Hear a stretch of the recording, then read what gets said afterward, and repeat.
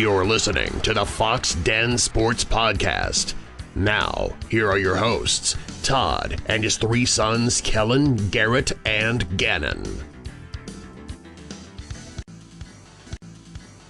Hello, everyone, and welcome back to our podcast, along with my son, Garrett, and my youngest daughter, well, my only daughter, Callie. I am Todd Foxx. Together, we are on the fence, Well, I don't tell him I said, or you said that. Welcome. We're the Foxx and Sports Podcast, and we appreciate everyone listening. Good morning, good afternoon, good evening, however, whenever, whatever time you're listening to it, we're just appreciate it. And real quick, I want to let you know that we are on YouTube. We have a YouTube channel, Foxx and Sports Podcast. You can subscribe for free. We would appreciate that. The more subscriptions, the better it is for us. Find us on Twitter, find us on Instagram, and on Facebook as well. And then you can email us as well. All right, Garrett, you missed last week. Gannon was on, and this week Gannon and Kellen neither can be on again. So just give us your thoughts on the ending of the Thunder season, since you didn't get to talk about it last week. It is a harder pill to swallow, I think, because of the lowest, because we had such low expectations going into the season. Not such low, but lower expectations than what we had gotten to. I think for whatever reason, this team, and again, because of those expectations in your mind, you think we're just going to go all the way and surprise everyone. And we've proved everyone wrong since the beginning of the season, including the fans, and didn't look like anything was going to stop us. And I think it just kind of, punch in the gut and just back into reality that we are still pretty young. The playoff experience, it's always been a thing. I think we were just hoping that that wouldn't be the case with us. And we saw that with any of our young players, and then any just, 4 or 5 year players that hadn't gotten a lot of minutes whenever we had last made the playoffs. And it showed, given that Shea was the only one doing anything in that second round, as well as, for the most part, some of that first round even as well. But it's hard to win whenever your second, your third, and even your fourth option offensively is just not able to perform on a night-to-night basis. And considering those games were as close as they were with that, it sucks, I think. Yeah. It sucks that you can't get one more game to give it a chance. But Dallas played better. They had better players. They made better trades during the season that made a bigger impact for them. And I think that ultimately is what won it for them, given that we went for a veteran that played 48 minutes and didn't score a single point in the playoffs. And they got two guys that will be able to be a pretty impactful player for their team for several years. And they absolutely dominated us, being PJ Washington and Daniel Gafford. But sure, harder pill to swallow. And Dallas, they're up as we are recording this podcast. They're up 3-0 against Minnesota, and as is Boston. But Dallas has looked really good, and I'll tell you, as much as I can't stand him, Luka's played really, really well, and he showed that he's very clutch. He's clutch. Just like little Garrett said back in I don't know what year that was, but he is. He's been money, and I can't stand the guy, but he's done very well. They're up 3-0, and we gave him a better shot our game test than Minnesota has. And Chet Holmgren honestly has played, in my opinion, better than either Gobert or Towns. But Minnesota, they've done well. They've done well. And I know we've talked a little bit, I think, last week on possibility of trades. And I know I sent both of you guys this, and we'll talk about this and see what either one of you think, both of you. Here's some different. We saw possibility of possible trades out there. They're saying, so bear with me, and obviously. But Anthony Davis, which would be interesting, but we would get Anthony Davis, the Oklahoma City Thunder, and the Lakers would get Josh Giddey, Lou Dort, Usman Zhang, Kenrich Williams, our 2024 first round pick. That'd be the 12th one this year. 2025 first round pick from Utah, and then 2027 first round pick and 2029 pick. That one would be from Denver. First off, not sure it even happened, but what would your initial reaction if that even did happen? I would just try and make it make sense. That just doesn't make any sense to me. I don't know why we would need that, let alone that position with Chet already, and giving up so much trade capital, which it needs to happen. But that's whenever you go for a position that you need for a player who's going to be there for a while. Whereas Anthony Davis, he might only have a couple years left in his prime per se, given his age and injury history. But that one just doesn't make any sense to me whatsoever. I think I would be excited about it, but I don't know. That would be It'd tough. Be tough more to of judge. A win now scenario. No, and it would be, and that's what we I mean? need. But giving up a lot. That would push Chet to the 4, where I don't think he would be as capable to do much at all. Right. And I don't know. I wouldn't be a fan of it. I think I'd be excited to watch them play, but yeah, I would not be a fan of that one. Callie, what about you? Do you like it or not? Not really. I don't think I'd want that. No. I mean, why is that, Callie? I mean, we'd be giving them 4 very tradable players, but it's not like we really need him. I think that considering we could trade those 4 players for probably somebody that we would need better. So I think I would just be pretty confused, honestly. I don't think he's the kind of guy Sam Presti wants in the locker room. You know what I mean? I don't know. I'm not saying he's a bad locker room guy, but I'm just saying he seems to be injury prone, doesn't play big in big games. And then again, of all those guys trading, Dort's the one I'd be like, no, but I would not want to see that one go, him at all in that. I think you try and keep Dort as much as you can. I know a lot of people, for whatever reason, don't think he played super great on Luka, or Luka handled him. But I don't really think that's the case at all. I think he did his job, and the rest of the Mavericks team is what beat us. Luka didn't beat us by any means. He's beating Minnesota right now, but Luka did not beat us at all. No. We beat ourselves with our shooting, and PJ Washington came out big, and Kyrie was pretty clutch. All right, so scenario 2, I think we talked a little bit about this last week, but Jarrett Allen from Cleveland, and we would give up Josh Giddey, Kenrich Williams, the 12th round pick this year, that was Houston's, and then our 2027 first round pick. What about that scenario? Any thoughts there? I like that one a lot more just because we give up a lot less. I think obviously Anthony Davis is a different caliber of player, but I think Jarrett Allen fits more of what we need, being more of just a rim protector and a pure rebounder. Still don't know necessarily how that would fit into the rotation, given that we'd probably still want Chet to start at the 5.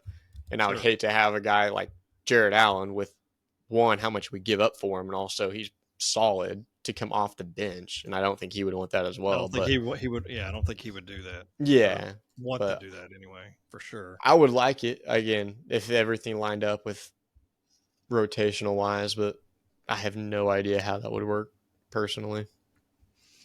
See? Anything? I mean, kind of just the same thing. It's I don't think it's really that needed, but I agree. Here's scenario 3. Us trading with the the Nets, I believe. Yeah, Brooklyn Nets. We would receive Mikal Bridges. They would receive Josh Giddey, Lou Dort, our 12th pick this year. That's, I won't say it again, but it is Houston's pick, but it's our 12th rounder, or 12th overall. and then the 2025 first-round pick from Utah. Again, thoughts? What do you think on that one? Don't like that one. I think that's a pretty across-the-board even trade from Lou Dort just to Bridges alone. And the fact that you're also giving up Giddey and 2 first-rounders makes no sense to me. But no, I think Dort's just as good defensively, if not better. And Bridges might be able to guard the 4 a little bit better than Dort can. But I think Dort's, the way he's improved in his shooting, doesn't give Bridges much of a upper hand in that category at all. Right. No, I agree with you 100% there. Callie, any words of wisdom on that one? I mean, I think considering that, it's just like something we really need is just a rebounder, and he averaged about like 4 or 5 rebounds this season, so I don't think he brings anything else that we really like desperately need. Okay. Here's one that's not probably as well known of a player. I don't know how you say his last name, but his name's Jacob. How do you say that? Do you know? I think it's Podol. From Toronto, and all we would have to give up is Josh Giddey and 3 second-round picks. Any thoughts on that? And I'll tell you this first. Last season, he averaged 11 points a game, 8.6 rebounds, 2.5 assists. His field goal percentage was 65.6 for sure. I want to see real quick if I can see what his totals were from a 3-point. Doesn't look like he shot 3. No, he's not a shooter. He's not a shooter, so no 3-pointers or anything like that. So, thoughts on that one?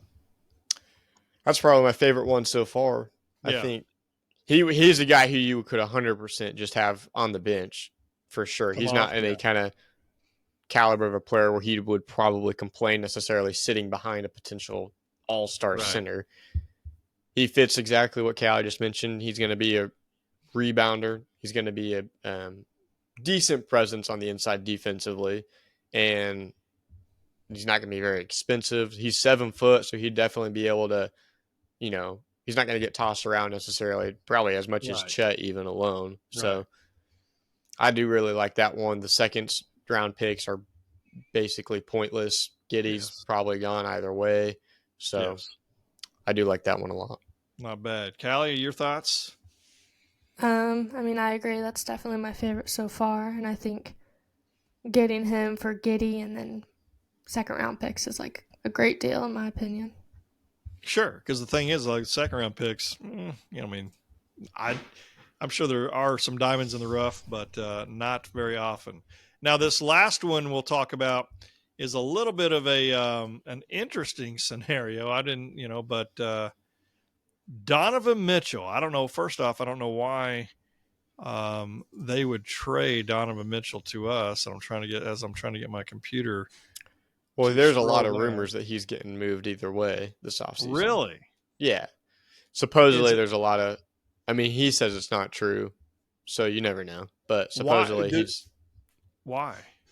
He didn't like the way that the Cavaliers approached the playoffs. Didn't think that they were prepared and professional about it, in a sense. And he's got a lot of playoff experience. Yes, he does. A lot of playoff experience, and he's beat us in the first round, like his rookie year, and he's made it, decently far into the playoffs for the teams that he's had. So he knows what it means to be in the playoffs, and I don't think he was very happy with the way the rest of the team approached it. Was he upset that he didn't try to make any moves or anything, or? No, more of just the guy. I don't think he thought the guys were taking it as serious or whatever. Okay. All right. But if we did, this is saying giving up Cason Wallace, Josh Giddey, Kenrich Williams, Zhang, the 12th pick this year, 2025 first round pick, and 2027 first round pick, 2029 first round says pick, and then a first round swap options as well. First off, okay, so that's a lot. Of all those guys, I hate giving up Wallace because I want to keep him, in my opinion. But what would we do with Donovan Mitchell? What would he do? Oh, he'd start at the 2 for sure. Okay. That's our weakest spot right now is the 2. So who would be the 5 starters? Shea, what do you call it? Chet. Donovan Mitchell, J-Dub, and then at the 4, now you'd probably have Dort at the 3, J-Dub at 4, Chet at 5. Really? So the only swap is going to be Giddey for Donovan. All right. That'd be interesting. And they would get a lot of, well, they get 4 players plus. Yeah. Go ahead. I love that.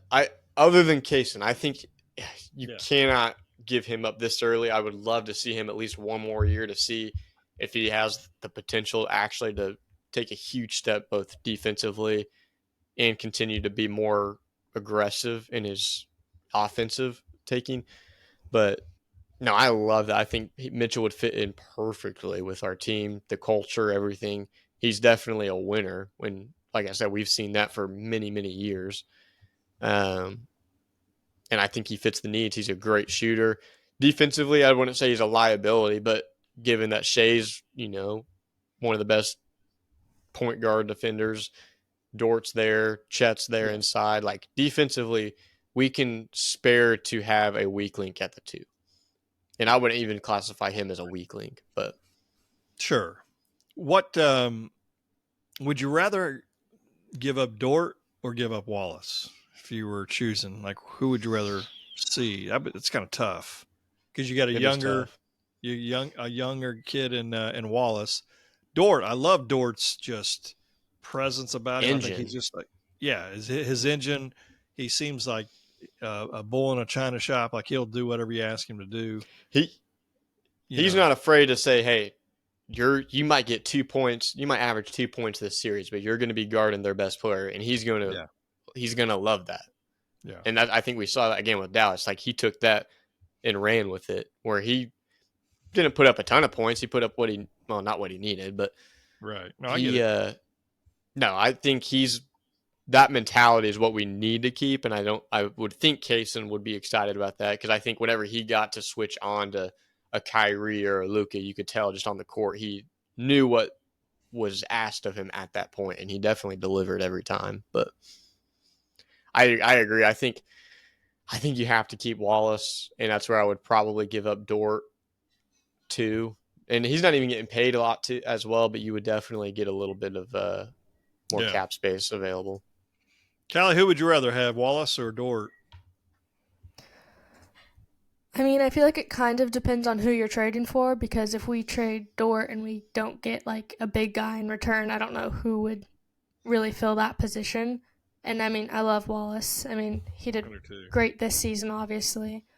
But I think if we, like the trade we were just talking about, getting Donovan Mitchell for him, I think that would be a good trade as much as I love him. But I still think I would rather keep Wallace because, I mean, Mitchell has a lot of playoff experience, like you said, but, I mean, Wallace is just young and he's already doing great, so I think we could definitely not build around him, but I think he just, fits really well.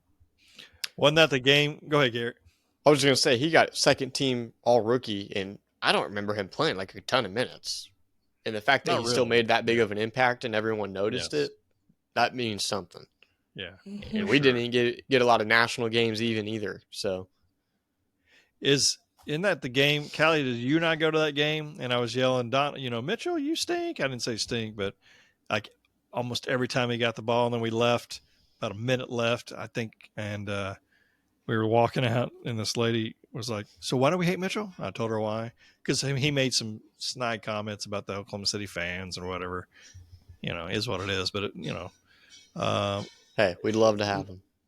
Yeah, he's the guy you still root for, right? Yeah, he's on your team, but you're mad at him for being on another team. But yeah, no, we would definitely love to have him. I'd be interesting to see. I'd love to be a fly on the wall and try to, or somehow be able to pick the brain of Sam Presti. But we shall see. And that information we got came from Clutch Points.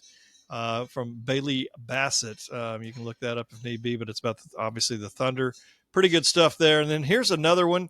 It does make me somewhat skeptical on getting a guy like that who's been the number one option everywhere he's been, and then coming in and being the number 2, if not maybe even asking him to be the 3, depending on how we feel about J-Dub. So that would be interesting, to say the least. Callie's laptop has officially died. So now how do you get, like, I don't know how that even works. Like, will you be able to knock that off later, or is it going to just look like a big old black spot there?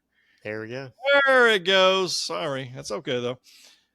No. So, and then I saw this other predicting the Thunder's perfect starting lineup after ideal postseason. Obviously, at center, you got Chet Holmgren, power forward, Lauri Markkanen, which will be fantastic. It doesn't, small forward, J-Dub, shooting guard, Buddy Hield, and then obviously Shea at the point. Any thoughts on that? I mean, Buddy Hield would be, I love Buddy Hield. He's a little bit older though, but what do you think there? About Buddy Hield specifically, I don't know, because I feel like, I mean, he has good shooting percentages and everything, but I just don't know how he would necessarily fit in with the team. I think he'd do fine. I don't know about a perfect starting 2 for what we could possibly get. It makes it sound like he's going to also need to get paid a lot of money too, which I don't think he definitely deserves to be. I mean, I know he'd be starting, but age and everything like that, like you said, I don't think. As long as we didn't have to pay him as much as it sounds like we would, then I would be okay with that.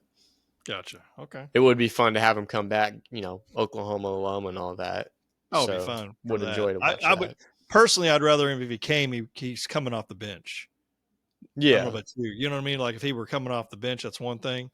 I'd love for Dort to push Dort to the 2. Yeah, but that would be a really good scenario there. I don't know I haven't heard anything really like Sooner wise lately. I know lots going on. I know we lost out on a guy to Tennessee this past week. Just haven't heard a whole lot from the Oklahoma Sooners. I know, obviously college baseball and softball and all that stuff's going on, but football wise, that'll be coming up very soon, which we will be talking a ton about that as well very, very soon. Let's see here. All right. Question. If you could have a superpower, but basically what would be your favorite superpower if you could have one? What would it be? What would you want to do?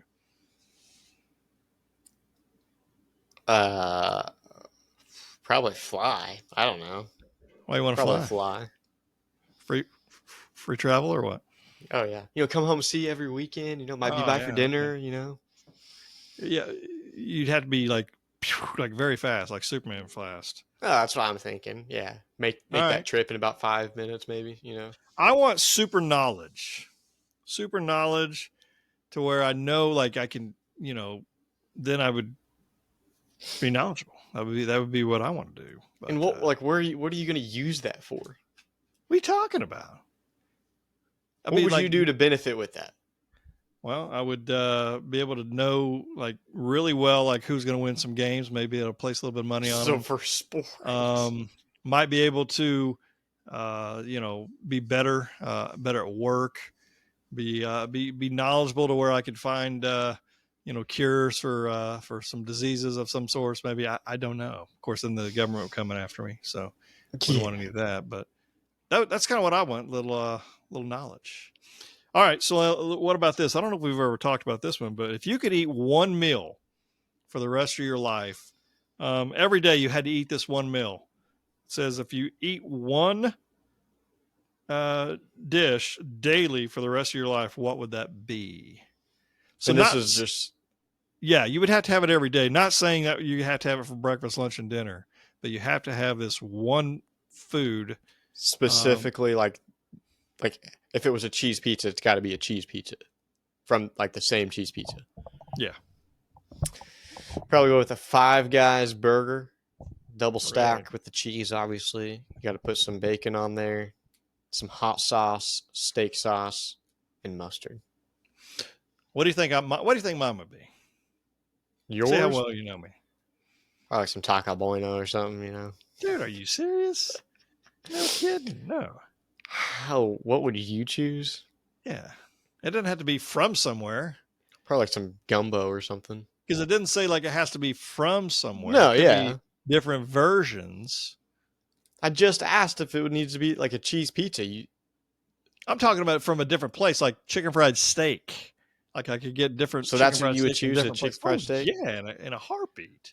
They all taste the same. No, they don't. Oh, All taste the same. There's some that are better than others, and you get so some. you're gonna have that every day. The big ones, like what was it, Shorty Smalls or Dadgum. There's a place. Can't think of the place, but there's a place in past Norman. Anyway, Clay and I went there, Ma and Keely once. Anyway, I'm gonna be really kicking myself later that I don't remember that place, but it's a good chicken fried steak. But anyway, all I'm saying is you could have a chicken fried steak sandwich. You would have a chicken fried steak. That's what I would choose for the rest of my life, every day. Have it for breakfast, little eggs, little bacon, little sausage, whatever. Hash browns. You don't agree? Well, you never had it for sides in there. Have you ever had it for breakfast? No. So all those times we went to these breakfast places, you've never Biscuits had it for and gravy every single time. Only? Every time. Well, I mean, obviously, like sausage, eggs, hash browns. But no, I'll always do biscuits and gravy. So you've got to at least try it one time, and you'll probably be hooked. You don't think? That's why, like, when we go to breakfast places, if they don't have chicken fried steak, then we don't go to that breakfast place. Sorry, gotta have a good old chicken fry. You don't agree? I mean, no, because I've never had one, but Well, you're gonna try. You've got to try. Hey, you pay. I'll eat it, I'll do that. You coming this weekend? We'll eat some chicken fried steak. You're not coming this weekend, all right? Well, Foxx and Sports would like to thank all of our listeners for taking time out of your day to listen to our Foxx and Sports podcast. We know you got a lot of things going on, a lot of busy things going on, and you are able to listen to us. And again, a reminder to push that subscribe button on the YouTube channel. Tell your friends, your family, and yes, even your foes about us. That would be fantastic.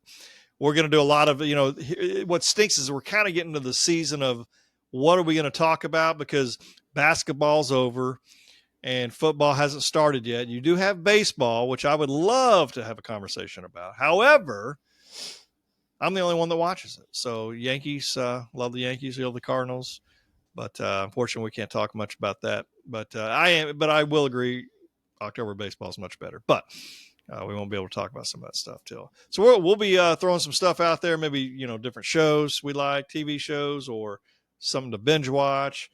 Could be movies, other things like that. We're going to kind of give you some heads up during that time frame. So, but I still would like to remind everyone that iron sharpens iron. Please stay safe. Be savage and not average. And remember to join the skulk. And until next time,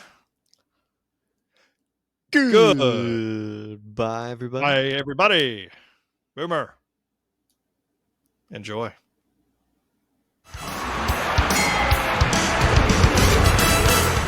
You've been listening to the Foxx and Sports Podcast with Todd, Kellen, Garrett, and Gannon. Find us on Facebook at Foxx and Sports. That's Fox with 2 X's. Drop us an email at foxandsports@yahoo.com. And be sure to share this podcast with other sports fans in your life. This has been Foxx and Sports.